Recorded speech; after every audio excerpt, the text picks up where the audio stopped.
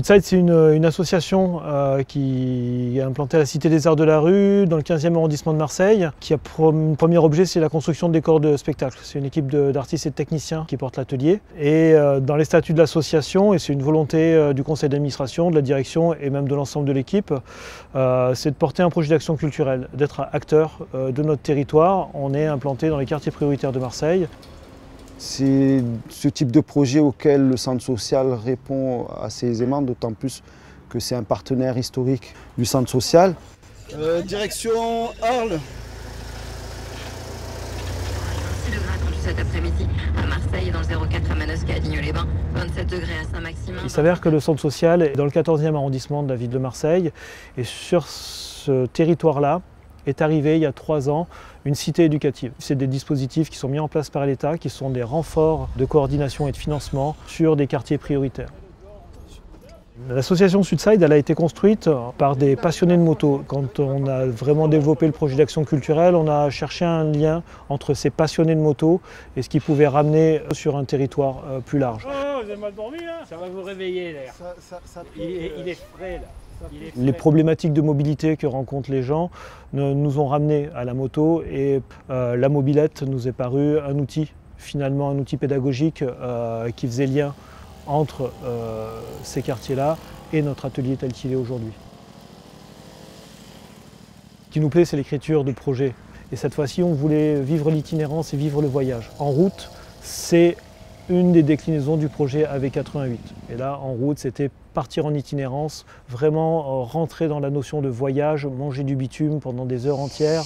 Le projet En route, en fait, il est parti d'une idée assez simple, c'est celle de faire partager cette passion pour l'aventure en mobilette.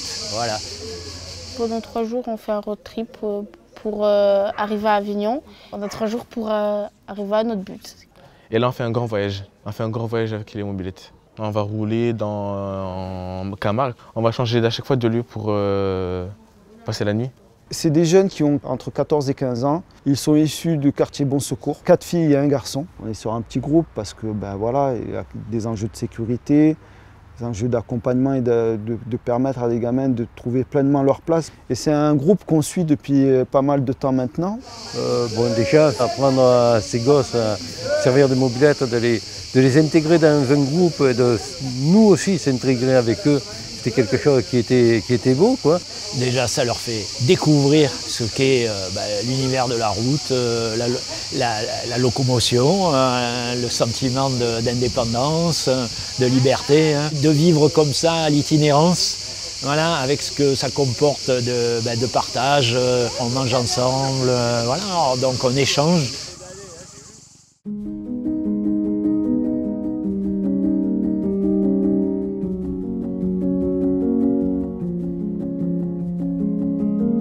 C'était bien d'essayer d'apporter quelque chose de nouveau et on s'aperçoit quand même que c'est une franche réussite quand on voit le regard émerveillé de ces jeunes qui découvrent qu'il y a autre chose que leur quartier. Wow.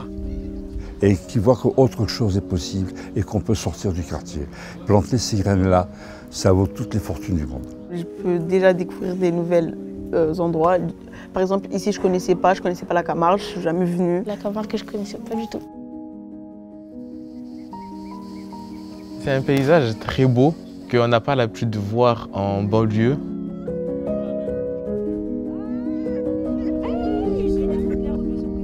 C'est celui-là là-bas, celui qui va là-bas. Ouais, c'est les temps de 20 caresses.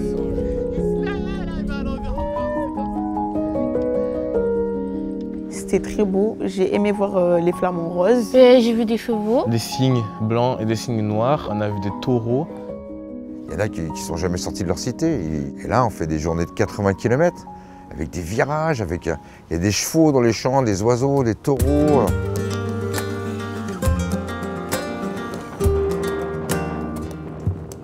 J'aime beaucoup cet endroit, c'est vraiment apaisant, ça change de mon endroit habituel.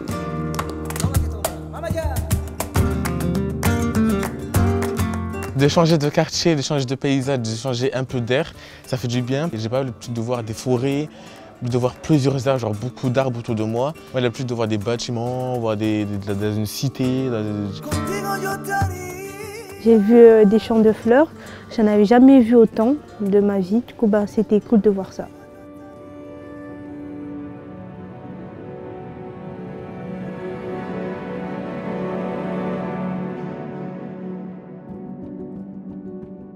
Là, on est parti des Salins Giraud, on a rallié Uzès, donc des paysages du Gard, la Camargue, tous ces beaux lieux qui sont pas très loin en termes de distance, mais qui peuvent paraître inaccessibles, faute de transport, faute de moyens.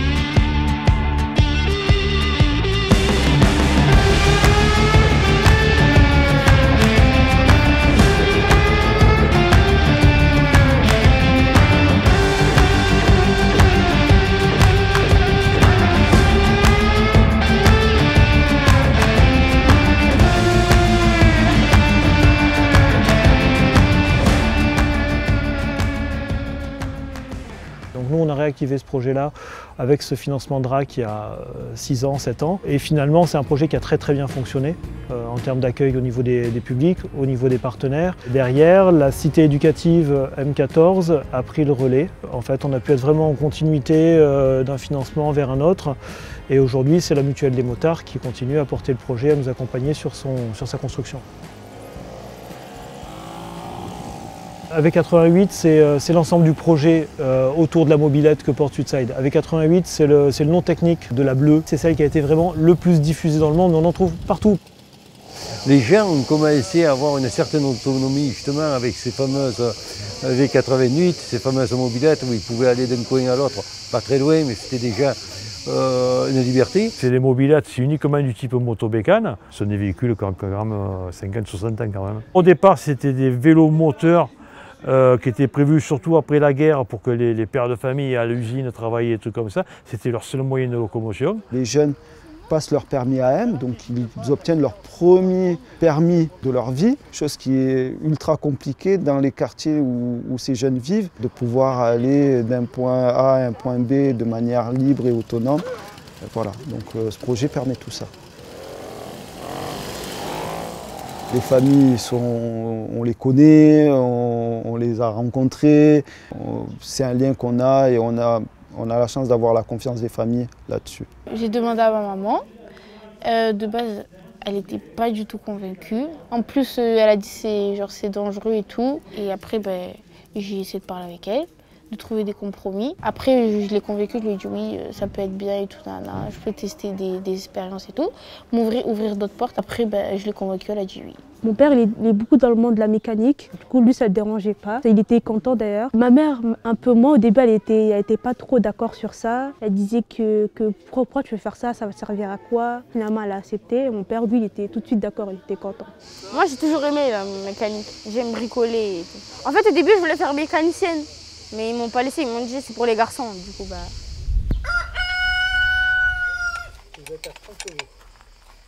C'est pas parce que tu es une femme que tu peux pas conduire une moto, c'est pas parce que tu es une femme que tu peux pas aller dans le monde de la mécanique. Parce qu'on sait que malheureusement, il n'y a pas beaucoup de femmes dans le monde de la mécanique. 1, 2 et 3. Et quand les 3 y sont, tu les serres. Ça nous permet de ramener une image assez positive des femmes, de démontrer les stéréotypes qu'il y a sur nous et tout, sur le fait que ouais, nous c'est sûr qu'on a peur des 2 roues, on n'aime pas trop ça, on n'aime pas trop la vitesse, qu'au contraire, on est des filles folles, on adore la vitesse. L'idée du projet, c'est de faire approcher quelque chose qui a appartenu au passé, de continuer à le faire vivre. Et donc les retraités, eux, ils ont vécu ces objets-là, ils ont vécu ces objets-là dans leur temps. C'est vrai que j'aime bien transmettre, d'autant plus que c'est des trucs qui vont se perdre. Les jeunes qui passent un bac pro maintenant ne touchent plus ça.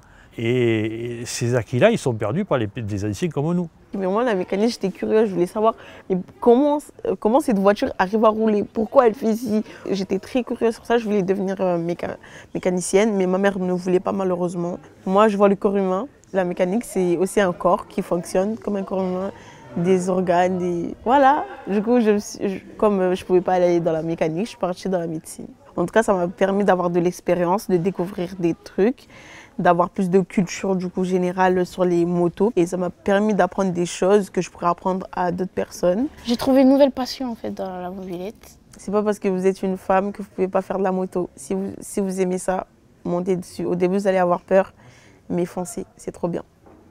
Ce qui me botte en fait dans ce projet-là, c'est de réunir des univers complètement différents, de jeunes qui sont issus de quartiers populaires, avec des passionnés de roues et de faire revivre à travers un périple des vieilles machines. Ça sert à se déplacer, mais ça sert surtout à se dépasser. Voilà. Et c'est une manière de se construire. Voilà. Ces jeunes gens sont devenus aussi amoureux des mobylettes, alors qu'au départ, ils trouvaient ces objets un peu obsolètes. Et puis c'est leur aussi, je pense que c'est d'attirer leur attention sur la non-obsolescence de ces objets. Voilà, c'est des objets qu'on peut sans cesse remettre en route, reconstituer et faire vivre, quoi. Voilà. Quand j'ai entendu mobilette, je me suis dit, c'est des trucs anciens, c'est pas intéressant, ça sert à rien. Mais non, c'est grave bien. C'est vraiment cool, surtout qu'au début, je savais pas c'était quoi la mobilette. Tu accélères, tu coupes, tu freines, c'est tout. C'est facile, en plus tu t'amuses et t'aimes bien. C'est juste un vélo avec un moteur. On doit juste pédaler et mettre le moteur et puis voilà. Déjà, le démarrage avec le scooter, c'est juste une clé, alors que là, tu dois pédaler. Faut pédaler. Parfois, quand la mobilette elle est un peu capricieuse, ça marche pas trop. Du coup, voilà. On les a avec nous depuis octobre dernier, on leur a fait passer le BSR. Ensuite, on les a accompagnés quasiment toutes les 15 jours, 3 semaines. On les a reçus à la Cité des Arts de la Rue pour leur faire des tours de mobilette. Je suis intervenant ERJ, éducation routière de la jeunesse, auprès de la FFMC. Donc j'ai un petit peu l'habitude de travailler avec des jeunes et d'essayer de leur faire prendre conscience des risques qu'on peut trouver en conduisant un vélo motorisé. Donc notre rôle, c'était de les mettre sur une mobilette, qu'elles sachent rouler, freiner, prendre un virage et qu'elles roulent en sécurité. On a commencé à faire un peu de mécanique à Sudside. Après, c'est là où on a commencé à un peu voir c'est quoi des mobilettes. On avait une maquette de mobilette, on devait la reconstruire. Et après, on nous expliquait les différentes parties de la mobilette. Et après, c'est là où on a fait des séances de roulage et on a découvert la mobilette. C'est comme ça se passe à l'intérieur de la Cité des Arts de la Rue. On les fait rouler et on essaye de leur faire prendre conscience de l'utilisation du regard, d'être attentif aux intersections. Toujours regarder loin devant et anticiper avec le regard. Parce qu'ils ont énormément à gérer de trucs. Accélération, freinage, équilibre, distance, l'environnement. Les trajectoires, les freinages, on leur a expliqué pour qu'elles roulent en sécurité et avec du plaisir. Mais bon, en fait, elles n'avaient même jamais fait de vélo. On a pu savoir un peu plus maîtriser la mobilette, savoir conduire, parce que sans eux, on n'aurait pas le niveau qu'on a là. Grâce à eux, on a pu s'améliorer, arriver jusqu'à là, du coup, je les remercie. Vous n'êtes pas tout seul sur votre mobilette, vous êtes avec l'ensemble de l'équipe, plus largement la route et ses défauts, et encore plus largement des automobilistes, des camions. La ligne blanche, vous ne devez absolument pas la dépasser et être 1 mètre à l'intérieur, sur la bande de droite à droite. Et c'était la première fois que j'allais sur la route. Du coup, j'étais un peu stressée, mais après, quand j'ai vu déjà qu'on était beaucoup encadrés, il y avait beaucoup de motos et tout, ça m'a rassurée. Tu as un véhicule qui ouvre la marche. On est deux camions, 3 motards aguerris qui les chaperonnent. Donc non, ils ne sont pas livrés seuls sur la route. Donc nous, on est en moto. Donc si on voit quelque chose qui ne va pas, on remonte vers elles pour leur dire reste plus à droite, fais attention à ceci, fais attention à cela. On essaie de sécuriser les intersections. On a géré ça en essayant d'être très vigilant et en s'appuyant sur quand même l'expérience qu'on a, puisque je fais de la moto depuis bientôt 50 ans. Je suis en permanence en train de regarder dans le rétroviseur, en permanence pour regarder l'alignement, les trucs comme ça. Donc quand on voit comment ils étaient, quand on les a eus au début, et ce qu'ils arrivent à faire après quelques mois de formation, et qu'on arrive à ces résultats-là, eh bien franchement, c'est la meilleure des rémunérations. On a vu un énorme progrès dans leur manière d'agir, de faire, de se déplacer sur la route, de s'approprier ces petits véhicules qui sont un peu caractériels, hein, il faut le dire. C'est des vrais petits riders qui sont prudents, qui respectent les consignes et les conseils dont ils ont bénéficié pendant les 2 jours précédents. Hein. Voilà. Ce qui nous bluffe avec ces gamins-là, c'est leur capacité de progression et leur capacité à assimiler les consignes. Et ils sont à l'écoute. Vraiment. C'est pas rien de rallier Salengiro jusqu'à Avignon avec plusieurs points d'étape. Par moments, on sent la fatigue. Ils s'accrochent. Et ça force le respect. J'espère que ça leur a montré les possibles du 2 roues et tout ce que ça peut apporter d'espace de liberté, de plaisir aussi, hein, parce que c'est un vrai plaisir. C'est une bonne sensation. Le fait de rouler, d'être dans le vent, sur une mobilette, c'était bien. Et j'aime bien quand j'accélère parce que ça me donne une sensation de liberté. Tu es heureux, tu te sens libre, il n'y a personne pour te dire fais ci, fais ça. Tu te sens toi-même, c'est entre toi et la mobilette, c'est trop bien. Ça fait évacuer beaucoup de choses, ça nous détend. Tu ne penses pas à tout ce qu'il y a autour de toi, tu penses qu'à rouler et à regarder la route, c'est tout. Et c'est ça que j'aime bien parce que tu t'évades. Ça me permet un peu de vider l'esprit avec tout ce qui est passé avec le brevet. C'était très bien, c'était très apaisant aussi.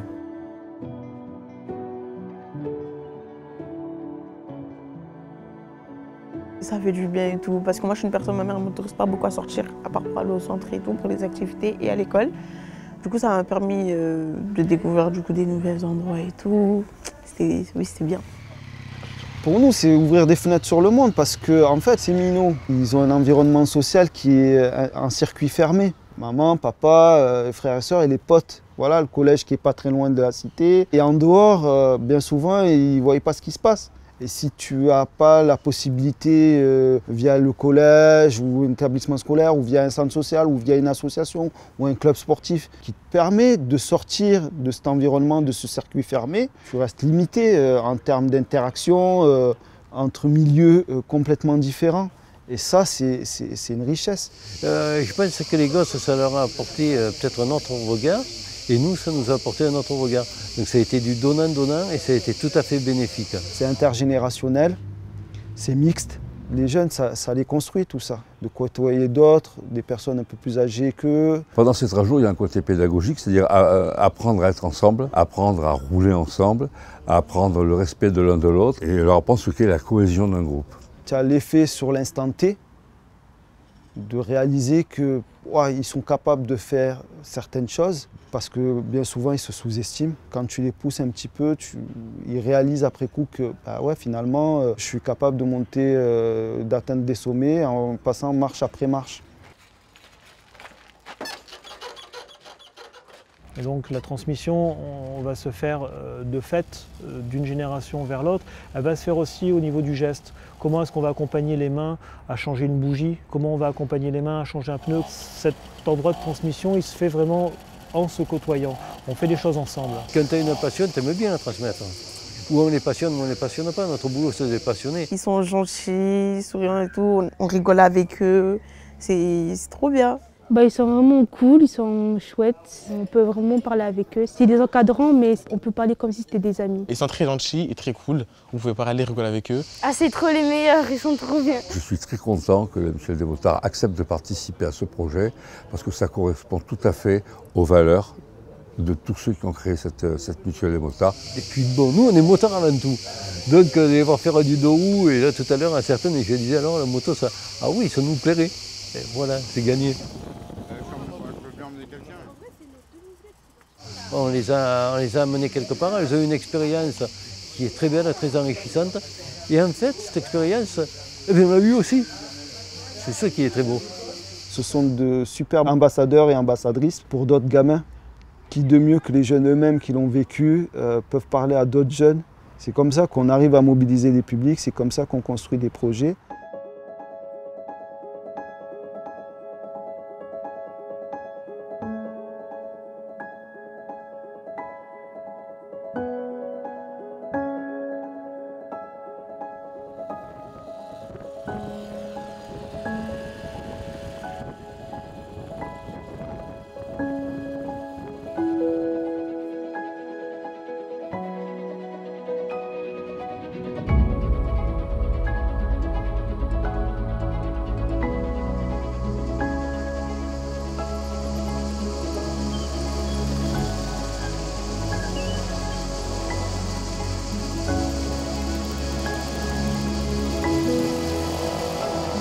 150 km, on est enfin arrivé. J'en peux plus, j'ai mal